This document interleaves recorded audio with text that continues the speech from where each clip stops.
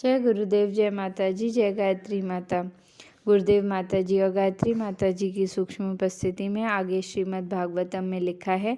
श्रीमती कुंती देवी को भली भांति ज्ञात था कि भगवान श्री कृष्ण आदि भगवान हैं, भले ही वे उनके भतीजे लगते थे। ऐसी प्रबुद्ध महिला अपने भतीजे को नमस्कार करने की गलती नहीं कर सकती थी, अतएव उन्होंने उन्हें आदि पुरुष के रूप में संबोधित किया, जो भौतिक जगत से परे हैं। यद्यपि सारे जीव भी दिव्य हैं, लेकिन वे न तो आदि हैं न अच्युत। जीव भौतिक प्रकृति के चंगुल में पड़कर नीचे गिर सकते हैं, लेकिन श्री भगवान कभी भी ऐसे नहीं हैं। अतएव वेदों में उन्हें समस्त जीवों में प्रधान कहा गया है। तब उन्हें पुनः ईश्वर या नियंता के रूप में संबोधित किया गया। जीव या चंद्र या सूर्य देव जैसे देवता भी कुछ सीमा तक ईश्वर है, लेकिन इनमें से कोई भी परमेश्वर अथवा परम नियंता नहीं है। वे ही परमेश्वर या परमात्मा हैं। वे अंतः तथा ब्रह्मा दोनों में विद्यमान रहते हैं। यद्यपि वे श्रीमती कुंती के समक्ष उनके भतीजे के रूप में उपस्थित थे, लेकिन वे उनके तथा अन्य सबके अंतर में भी विद्यमान थे। श्रीमद् भागवत गीता में श्री भगवान कहते हैं, मैं प्रत्येक जीव के हृदय में स्थित हूँ और मुझ में ही उसमें स्मृति, विस्मृति, ज्ञान इत्यादि है। समस्त वेदों के द्वारा जानने योग्य मैं ही हूँ, क्योंकि मैं वेदों का संकलनकर्ता तथा वेदांत को पढ़ने वाला हूँ। रानी कुंती पुष्टि करती है कि यद्यपि श्री भगवान समस्त जीवों के अंदर तथा बाहर हैं, तो भी वे अदृश्य हैं। कहने का भाव यह है कि श्री भगवान सामान्य व्यक्ति के लिए पहेली तुल्य है। महारानी कुंती ने साक्षात अनुभव किया कि भगवान श्री कृष्ण उनके समक्ष उपस्थित हैं। फिर भी उत्तरा के गर्भ में प्रविष्ट होकर उन्होंने अश्वत्थामा के ब्रह्मास्त्र के भ्रूण की रक्षा की। वे स्वयं असमंजस में थी कि भगवान श्री कृष्ण सर्वव्यापी हैं या स्थानीय। वस्तुतः वे दोनों हैं, लेकिन जो लोग उनके शरणागत नहीं हैं, उनके समक्ष वे प्रकट नहीं होते। अवरोध का यह पर्दा परम भगवान के माया शक्ति कहलाती है, और यही विद्रोही जीव की संकुचित दृष्टि को नियंत्रित करती है। इसकी व्याख्या आगे की गई है। श्री भागवत गीता में भगवान श्री कृष्ण इसकी पुष्टि करते हैं कि अल्पज्ञानी व्यक्ति उन्होंने अपने समान ही सामान्य व्यक्ति समझने की भूल करते हैं, और इस प्रकार वे लोग उनका उपहास करते हैं। यहाँ पर इसी बात की महारानी कुंती द्वारा पुष्टि की गई है। अल्पज्ञानी व्यक्ति वे हैं जो भगवान श्री कृष्ण की सत्ता के प्रति विद्रोह करते हैं। ऐसे व्यक्ति असुर कहलाते हैं। असुर श्री भगवान की सत्ता को नहीं पहचान सकते। श्री भगवान जब स्वयं श्री राम नरसिंह वाराह या अपने मूल भगवान श्री कृष्ण रूप में हम लोगों के बीच प्रकट होते हैं, तब वे ऐसे अनेक आश्चर्यजनक कार्य करते हैं जो मनुष्य के लिए असंभव हैं, जैसा कि हम इस महान ग्रंथ के 10वें स्कंद में देखेंगे। भगवान श्री कृष्ण ने तभी से मानव के लिए असंभव कार्यकलाप करने प्रारंभ कर दिए थे जब वे अपनी माता के गोद में थे। उन्होंने उस पूतना राक्षसी का वध किया जो अपने स्तनों के विष का लेप करके उन्हें मारने आई थी। श्री भगवान ने सामान्य बालक के जैसे उसका स्तनपान किया, लेकिन उन्होंने साथ ही साथ उनके प्राण भी सोख लिए। इसी प्रकार उन्होंने गोवर्धन पर्वत को उसी प्रकार से उठा लिया जिस प्रकार कोई बच्चा कुकुरमुत्ता उठा लेता है।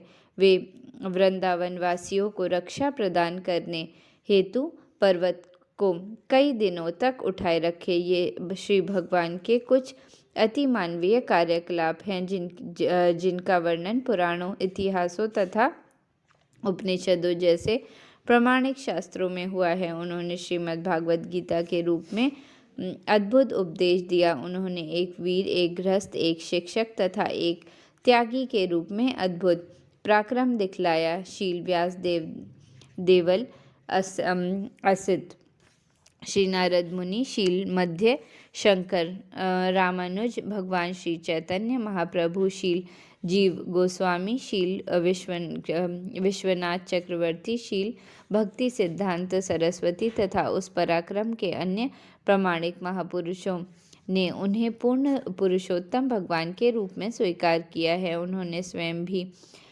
प्रमाणित साहित्य में अनेक स्थलों पर ऐसा ही घोषित किया है। फिर भी आसुरी मनोवृत्ति वाले लोगों का एक ऐसा वर्ग है जो श्री भगवान को परम सत्य के रूप में मानने में आनाकानी करता है। यह कुछ तो उनके अल्प ज्ञान के कारण है और कुछ उनके विगत तथा वर्तमान दुष्कर्मों के परिणाम स्वरूप उनके घोर हठ के कारण है। भगवान श्री कृष्ण जब लोगों की आंखों के सामने साक्षात उपस्थित थे तब भी वे उन्हें पहचान नहीं पाए थे। दूसरी कठिनाई यह है कि जो लोग अपनी अपूर्ण इंद्रियों पर निर्भर रहते हैं वे परमेश्वर के रूप की अनुभूति नहीं कर पाते। ऐसे व्यक्ति आधुनिक वैज्ञानिकों के समान हैं। वे सभी वस्तुओं को अपने प्रयोगात्मक ज्ञान से जानना चाहते हैं, लेकिन परम पुरुष को अपूर्ण प्रयोगात्मक ज्ञान द्वारा जान पाना असंभव है। यहाँ पर उन्हें अधोष कहा गया है, अर्थात वे प्रयोगात्मक ज्ञान की परिधि के परे हैं। हमारी सभी इंद्रियां अपूर्ण हैं। हम दावा करते हैं कि हम सभी वस्तुएं देख सकते हैं, लेकिन हमें स्वीकार करना होगा कि हम केवल कुछ भौतिक परिस्थितियों में ही वस्तुओं को देख सकते हैं और वे भी हमारे वश में नहीं होती। श्री भगवान इंद्रियगम्य नहीं है। महारानी कुंती बद्ध जीव की और विशेष रूप से अल्पज्ञ स्त्री जाति के इस दोष को स्वीकार करती हैं। अल्पज्ञ मनुष्य के लिए मंदिर, मस्जिद और गिरजाघर जैसी वस्तुओं की आवश्यकता होती है जिससे वे श्री भगवान की सत्ता को पहचानने तथा ऐसे पवित्र स्थलों में श्री भगवान के विषय में प्रामाणिक व्यक्तियों के से श्रवण कर सकें। अल्पज्ञों के लिए आध्यात्मिक जीवन का ऐसा शुभारंभ आवश्यक है और मूर्ख लोग ही इस पूजा स्थलों की स्थापना का विरोध करते हैं। इनकी आवश्यकता जनता में आध्यात्मिक गुणों के मानदंड को श्रेष्ठ बनाते हुए पड़ती है। अल्पज्ञों के लिए मंदिरों, मस्जिदों और गिरजाघरों में जाकर श्री भगवान की सत्ता के समक्ष नतमस्तक होना उतना ही लाभदायक है जितना उन भक्तों के लिए सेवा द्वारा श्री भगवान का ध्यान करना। बड़े बड़े दार्शनिक चिंतक तक श्री भगवान के धाम तक नहीं पहुंच पाते। उपनिषदों में कहा गया है कि परम सत्य परमेश्वर बड़े से बड़े दार्शनिकों की चिंतन शक्ति से परे हैं। वे महान विद्या या महानतम मस्तिष्क द्वारा भी नहीं जाने जा सकते। उन्हें वही जान पाता है जिस पर उनकी कृपा हुई हो। अन्य मनुष्य भले ही वर्षों तक उनका चिंतन क्यों न करता रहे, वे अज्ञेय ही रहते हैं। इस तथ्य की पुष्टि महारानी कुंती द्वारा होती है, जो एक अबोध स्त्री की भूमिका निभा रही है। स्त्रियों समान रूप के से दार्शनिकों की तरह चिंतन नहीं कर सकती, लेकिन उन्हें श्री भगवान का आशीर्वाद प्राप्त है क्योंकि वे श्री भगवान की श्रेष्ठता या तथा सर्वशक्तिमता पर तुरंत विश्वास कर लेती हैं और बिना किसी संकोच के नतमस्तक हो जाते हैं। श्री भगवान इतने दयालु हैं कि वे केवल ऐसे व्यक्ति पर ही विशेष अनुग्रह नहीं करते जो महान दार्शनिक होता है। वे उद्देश्य की निष्ठा से परिचित होते हैं, इसलिए प्राय किसी भी धार्मिक उत्सव के अवसर पर स्त्रियां बड़ी संख्या में एकत्र होती हैं। प्रत्येक दशा में तथा प्रत्येक धर्म के संप्रदाय में ऐसा लगता है कि धार्मिक कार्यों में स्त्रियों की रुचि पुरुषों से अधिक होती है। श्री भगवान की सत्ता की स्वीकृति की यह सरलता निष्ठा रहित धार्मिक दिखावे से कहीं अधिक प्रभावशाली है।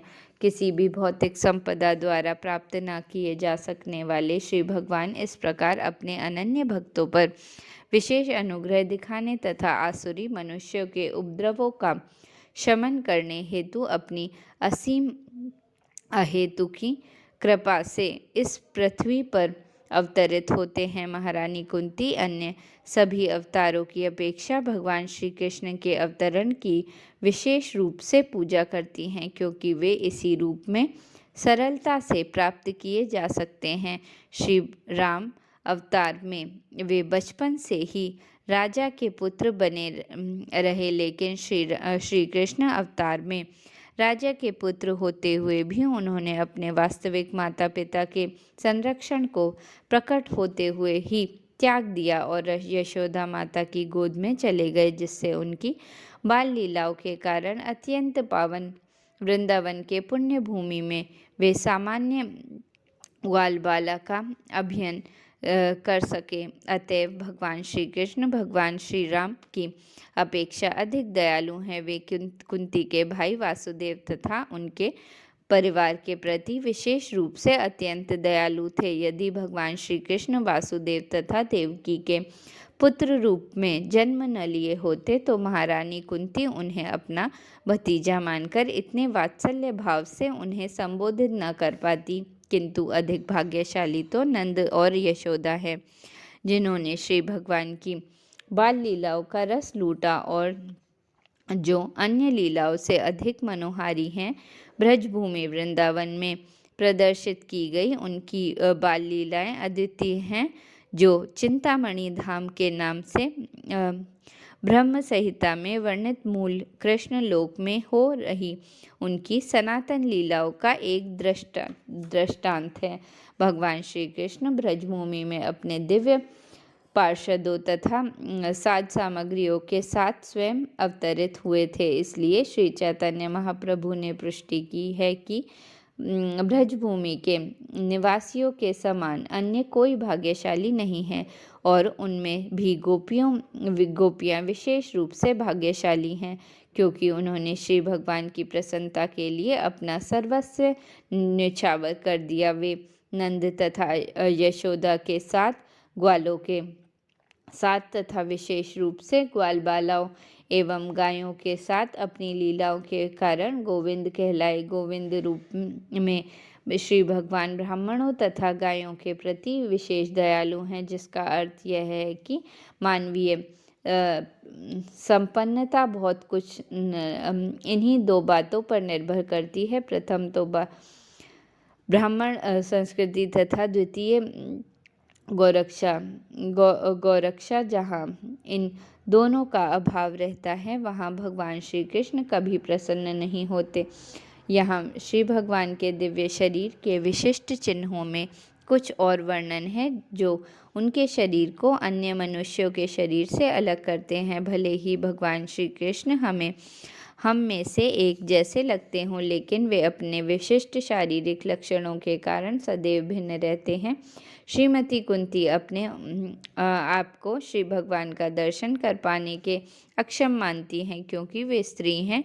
ऐसा माना जाता है कि स्त्रियां शूद्र, श्रमिक वर्ग तथा द्विज बंधु तीनों द्विज जातियों के नीच संतानें द्विज जातियों की नीच संतानें परम सत्य के नाम, यश, लक्षण, रूप आदि से संबंधित दिव्य विशेष को समझने में असमर्थ होते हैं। यद्यपि ऐसे व्यक्ति श्री भगवान की लीलाओं में प्रवेश करने हेतु अयोग्य होते हैं, तो वे श्री भगवान को आचार्य विग्रह के रूप में देख सकते हैं, जो उपर्युक्त स्त्रियों, शूद्रों तथा द्विज बंधुओं सहित समस्त पतित आत्माओं पर दया करने के उद्देश्य से भौतिक जगत में अवतरित होते हैं, क्योंकि ऐसे पतित मनुष्य पदार्थ के परे कुछ भी नहीं देख पाते। अतः भगवान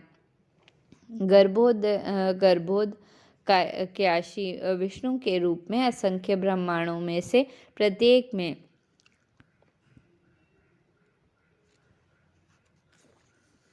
प्रविष्ट होना स्वीकार करते हैं, जिसने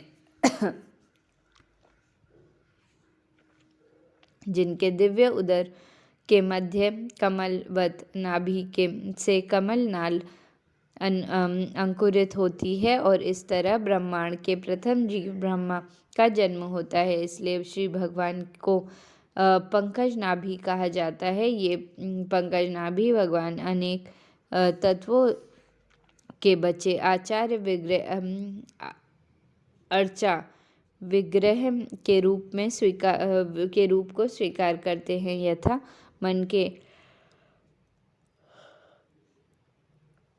अंदर बना रूप, लकड़ी से बना रूप, मिट्टी का रूप, धातु रूप, रत्न रूप, रंग रूप, रेत पर अंकित किया गया रूप इत्यादि। श्री भगवान के इन समस्त रूपों को कमल की मालाओं से सजाया जाता है। पूजा मंदिर में ऐसा शांतिप्रद वातावरण होना चाहिए जिससे भौतिक कार्यों में सदैव निरत रहने वाले अभक्त जनों का उत्कट ध्यान उस ओर आकृष्ट हो।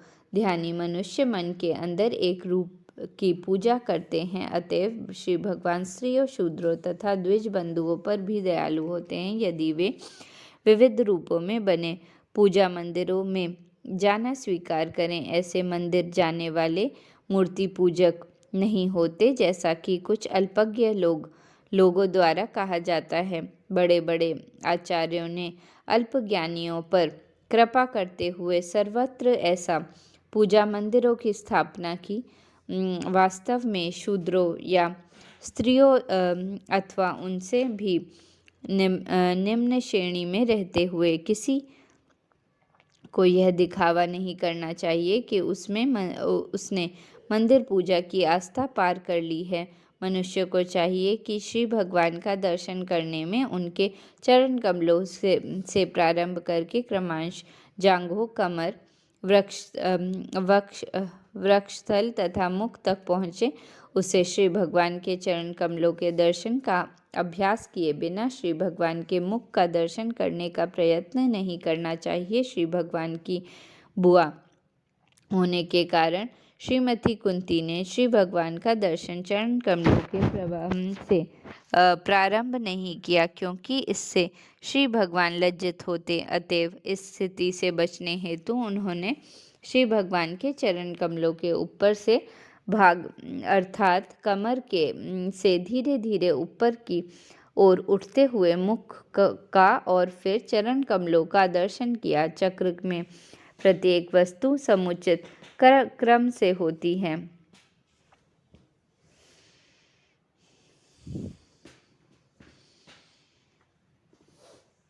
भगवान श्री कृष्ण की माता तथा कंस की बहन देवकी को उसके पति वासुदेव सहित बद्रीगृह में कैद किया गया था,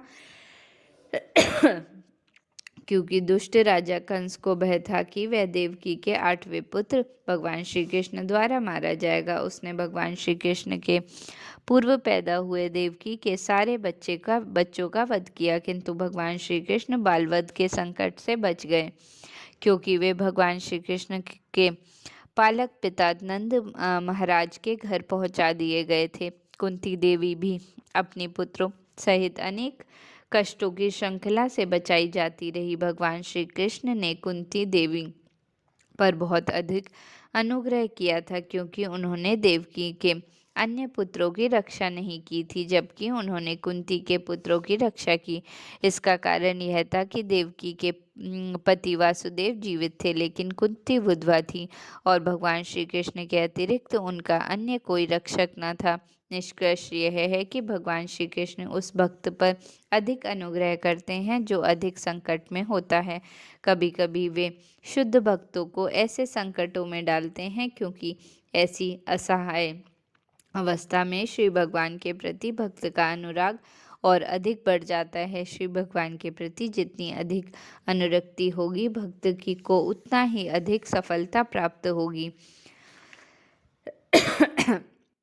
यहाँ पर घातक संघर्षों की सूची प्रस्तुत की गई है। देवकी को तो एक ही बार अपने दुष्ट भाई के कारण कष्ट मिला, अन्यथा वे कुशल पूर्वक रही, किंतु कुंती देवी तथा उनके पुत्रों को तो वर्षा तक निरंतर एक के बाद एक कष्ट उठाने पड़े। उन्होंने राज्य के लिए दुर्योधन तथा उसकी टोली के लोग संकटों में डालते रहे और हर बार भगवान श्री कृष्ण ने कुंती के पुत्रों की रक्षा की।